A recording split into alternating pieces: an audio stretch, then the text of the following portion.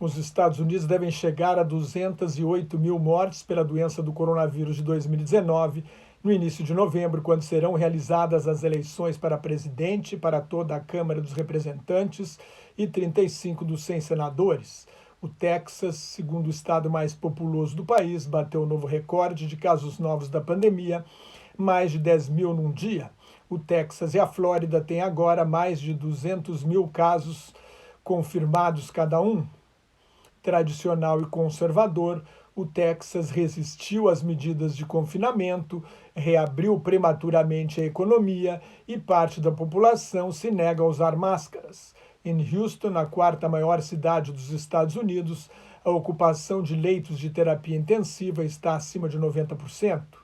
O governo municipal pediu ao Partido Republicano que suspenda a convenção nacional, que deve oficializar em agosto a candidatura do presidente Donald Trump à reeleição. 2 senadores já anunciaram que não vão. O Partido Democrata deve fazer uma convenção virtual. Os Estados Unidos têm hoje mais de 3 milhões de casos confirmados e quase 134 mil mortes. No mundo inteiro, o total de casos confirmados se aproxima de 12 milhões, com mais de 546 mil mortes e quase 6 milhões e 900 mil pacientes curados. O Brasil registrou nesta terça-feira 1.312 mortes, elevando o total para 66.868. Há um mês, o Brasil tem, na média, mais de 1.000 mortes por dia.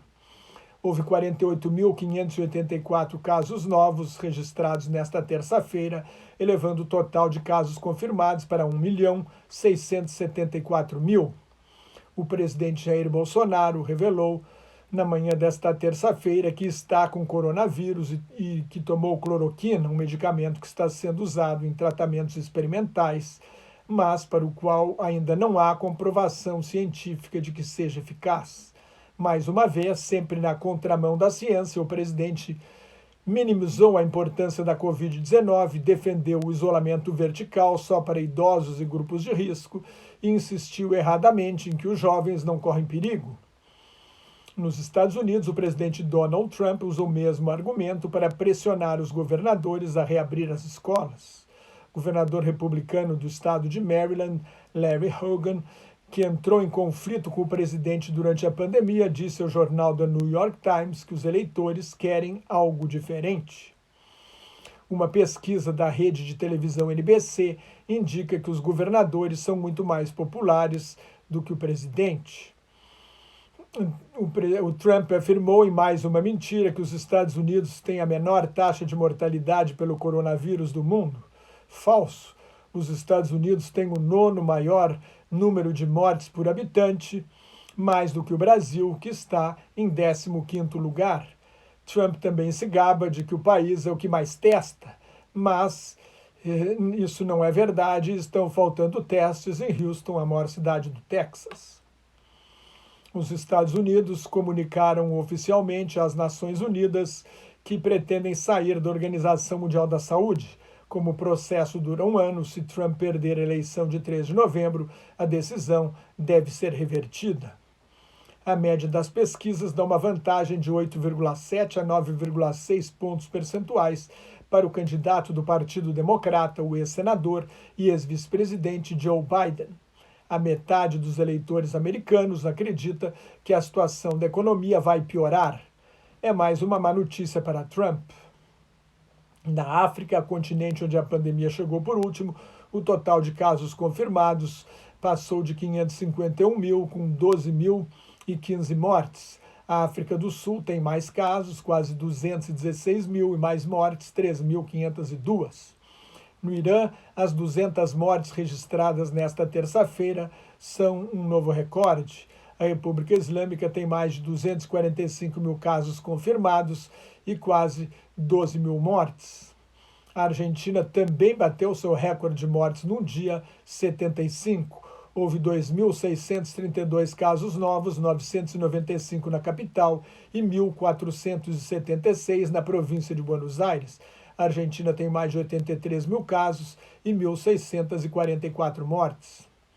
Os Estados Unidos vão pagar 1 bilhão e 600 milhões de dólares, mais de 8 bilhões e 610 milhões de reais, por 100 milhões de doses de uma vacina que está sendo desenvolvida pelo laboratório Novavax. A Comissão Europeia, órgão executivo da União Europeia, espera que o produto regional bruto seja 8,3% menor neste ano e suba 5,8% no próximo, uma expectativa mais pessimista do que a anterior. O produto interno bruto da Alemanha deve cair 6,3% em 2020 e crescer 5,3% em 2021. Para a França, a expectativa é de baixa de 10,6% neste ano e alta de 7,6% no próximo. A Espanha deve recuar 10,9% em 2020 e avançar 7,1% em 2021. Na Itália, a queda prevista é de 11,2% neste ano, com recuperação de 6,1% no próximo. Os alemães gastaram mais em maio deste ano do que em maio do ano passado. Isto sugere que voltaram às lojas querendo recuperar o tempo perdido. Como a Alemanha foi um dos países que melhor enfrentaram a pandemia, é mais um sinal de que a recuperação rápida é possível se a doença for controlada. Um dos poucos países europeus que evitaram o confinamento, a Suécia, acabou tendo um desempenho econômico pior do que seus vizinhos da Escandinávia. A economia sueca deve recuar 4,5% neste ano, a da Dinamarca 4,1% e a da Noruega 3,9%. A Suécia é o sétimo país em número de mortes por habitante, teve 12 vezes mais mortes por habitante do que a Noruega e 6 vezes mais do que a Dinamarca. Fica evidente, assim, que a economia não pode funcionar normalmente com o vírus circulando sem controle. O dilema entre impor o confinamento ou manter a economia funcionando como querem os presidentes Trump e Bolsonaro é totalmente falso. Sem controlar a emergência de saúde pública, a economia não se recupera, quanto mais volta ao normal. Com a pandemia, a China não deve cumprir as metas do acordo assinado em janeiro com os Estados Unidos para dar uma trégua na guerra comercial entre os dois países, iniciada pelo presidente Trump. O desemprego na Índia subiu 0,1 ponto percentual para 8,6% no fim de junho. Mais notas e comentários sobre política internacional no meu blog Globalização em Crise, que está em nelsonfrancojobim.blogspot.com, no meu Twitter e no Facebook, onde agora estou também num grupo chamado Quarentena News. Cuide-se, fique em casa se não tiver nada muito importante a fazer na rua, e muito obrigado pela atenção.